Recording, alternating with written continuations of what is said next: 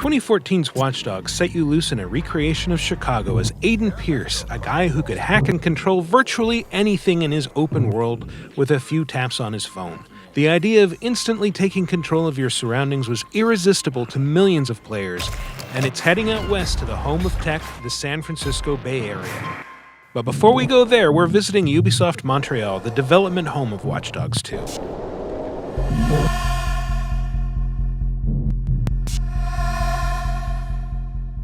There's a lot to discover about our new hacker hero Marcus Holloway and the new ways that he can control and influence his interconnected surroundings. To find out more, we asked the creators themselves about the real-world locations they chose to recreate and how you'll be able to hack into it all. One of the things we've pushed a lot more is hacking. People like the idea. I think the grand promise of controlling an entire city is so big, it sparks the imagination of people. I think people wanted to do so many different things with it that we wanted to continue to push forward the second game. That's why Watch Dogs 1 was pointing at something, pressing a button. And Watch Dogs 2, when you point at something, you can either press a button or lock into it, and then you have more options to remote control, decide what you want to do with that object, and combine those possibilities with others to make more creativity out of it. When we started looking at the feedback for Watch Dogs 1, it was clear that driving was polarizing. Some people liked it, some people didn't like it. We wanted everybody to be able to have fun while driving, to drive where they wanted to drive without hitting walls all the time, be in control of their vehicles, but keep up the fact that every vehicle should feel different, every type of vehicle should feel different, and you should have depth and mastery in driving as you would in any other of the game mechanics. Can you hack other cars while you're driving? Yes, for sure. So right now, while you're driving, you can hack. You can even deploy your drones and hack into and remotely connect through your drones to have different point of view. You can shoot, which is something a lot of gamers ask. They said, you know what, that's the way I want to play. You know, I have a gun. Why can't I shoot while I'm in a car? Okay, so now you can. Watch Dogs 2 focuses on Marcus, a young hacker with a huge axe to grind with the system, thanks to being framed for a crime he didn't commit. And as he takes on the system of control that now dominates the game's Bay Area, he'll get a lot of help from a lot of friends. Marcus Holloway, and you're going to hear this a lot, he's a gifted hacker. He's somebody who's very self-made. He's actually a really brilliant, sort of charismatic figure. And I think it's actually that latter part that I love about the character, is that he's the kind of person that people will rally around.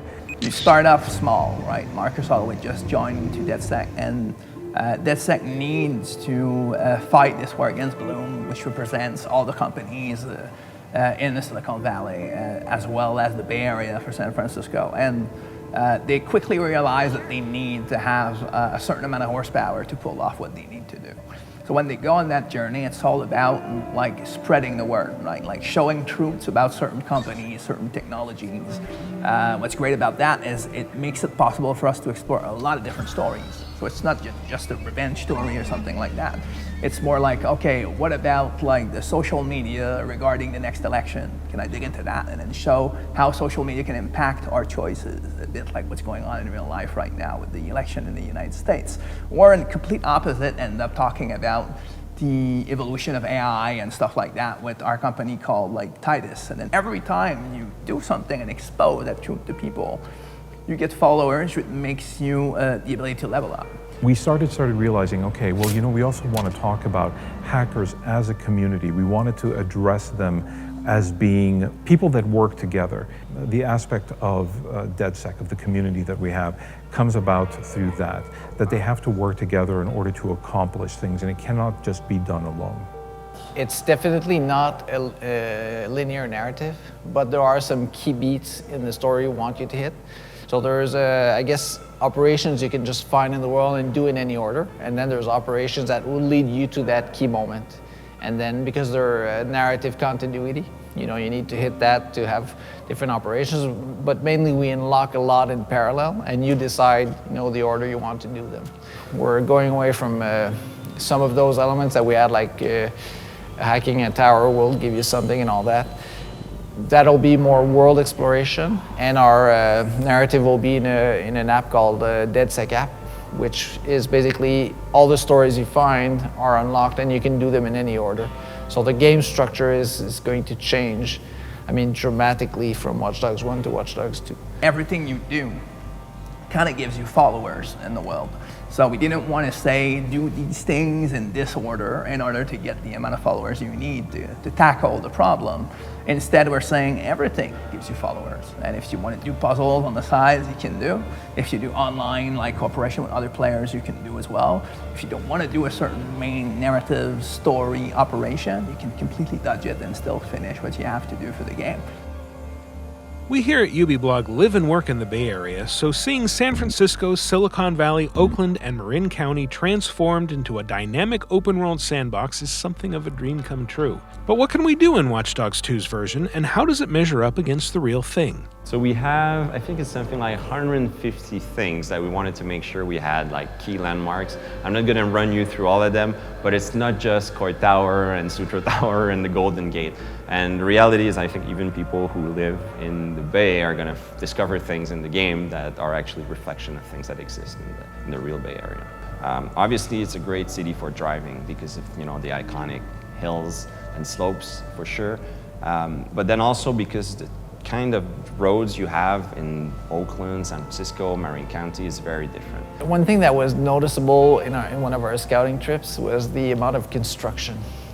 And with construction, we had a lot of cranes, and that kind of triggered, I guess, a need for us to use that as a gameplay tool, and especially being a hacker, well, you can hack it. So it went well into our philosophy of remote control ingredients. So our current design for fast traveling is you can fast travel to any of your HQ or any of the shops around the city. And since we have a lot of shops, it means we basically allow you to fast travel very easily around the world. As intrigued as we are by its story and setting, the most immediately striking thing about Watch Dogs 2 is how different its action looks from the first game. Key to this is Marcus's fluid, context-sensitive parkour, but it turns out that's just the start of what's ahead. Definitely the parkour is more an evolution of what Aiden had in the first game. It's not about making him climb everywhere all the time. I think it's more an ideal. Like you want to present a character with a certain flow that continues into everything he does. He's younger, more athletic, more daring, more into dangerous stuff. So I think when he moves, it's worthwhile to see that flow in a natural way. But then when it continues into the hacking, you want to continue to feel that flow, right? You don't want to point into something, press a button, you point, and you control it. And then you can continue having ideas. So even if you cross another player, you continue with him, and it's more about this flow to make sure everything rolls naturally.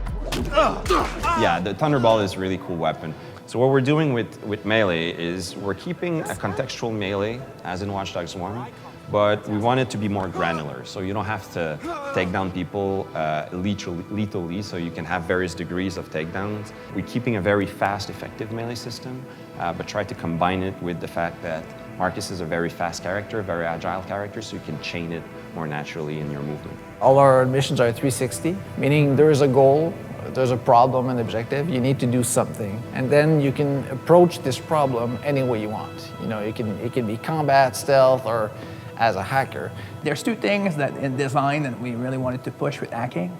First one was being more analog, which means making sure each element could be controlled in different ways.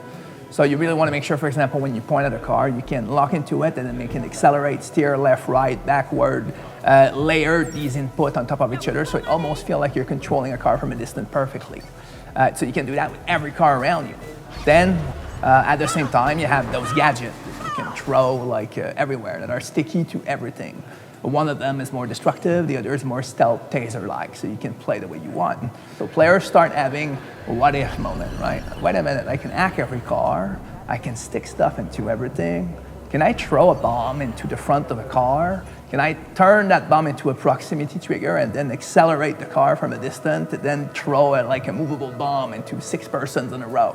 The answer to that is yes. Can I throw my flying drone into the air and then stick a bomb to that and then see what happens with that? Does it work? Yes. Can you lose the flying drone? Yes, but you can recraft it on the fly. Crafting an object is just like, it's a cooldown where like the character can recraft it after a certain amount of time. So we don't want to create that feeling where, oh my God, my precious flying drone, I don't want to take risk with it. It's quite the other way around. Go, try something out.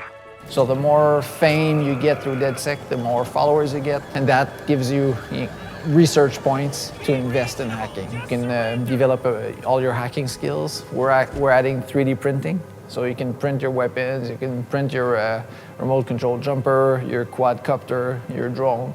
We want to make sure that every mission in the game, we don't force you down a certain style. So any mission in the game, you can play full stealth or full ghost. Which doesn't mean not using hacking, which doesn't mean not using weapons, but we have, for example, the taser weapons, silence pistols, that supports the ghost play style. And you have a lot of hacks you can do that will help you infiltrate areas stealthily.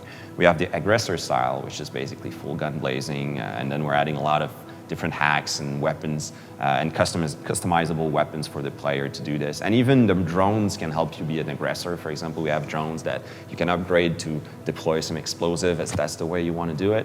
And then the third style is what we call the Trickster, which is relying heavily on hacking.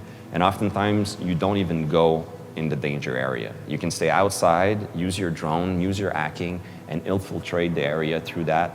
Play with people, manipulate the AI, and get to your objective, oftentimes without even setting foot in the mission layout. One of the things we're adding to Watch Dogs is what we call network hacking.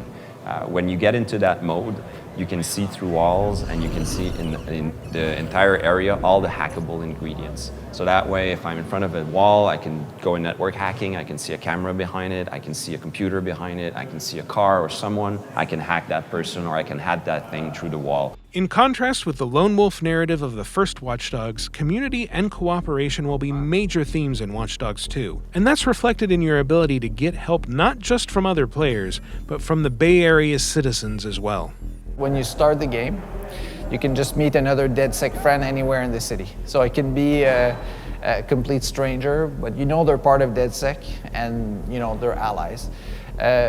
You have a contact list in your phone, and you can actually jump in the game of your friends. So you can actually provoke that situation with someone you know, and then go and co-op if you want to.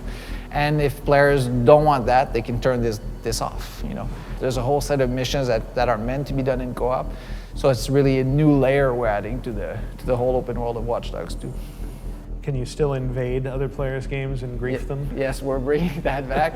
That hacking was the most popular online gameplay we had. So, and now I imagine that with the drone, the RC jumper, the net hack. So we're actually expanding the mechanics of that with our new toys. So it's going to get an improvement also in Watch Dogs 2. Watch Dogs 1 was very much about mass surveillance, but we've really pushed it this far and said not only is it about how what information is being gathered, but how is that information being used? And we've basically used the hacker culture as a way of explaining it to the player for the reasons why it could potentially be detrimental, what these hackers would try and do in order to fight it, all these sorts of things. So there's been an evolution of who the hackers are. So there's definitely been a lot of new gameplay elements that have been added in order to address the situation, and what we've done in narrative as well to support that and to sort of craft them into their own stories. Watch Dogs 2 will be available for PlayStation 4, Xbox One, and PC on November 15th. For more on Watch Dogs 2 and other upcoming Ubisoft games, keep it at UbiBlog.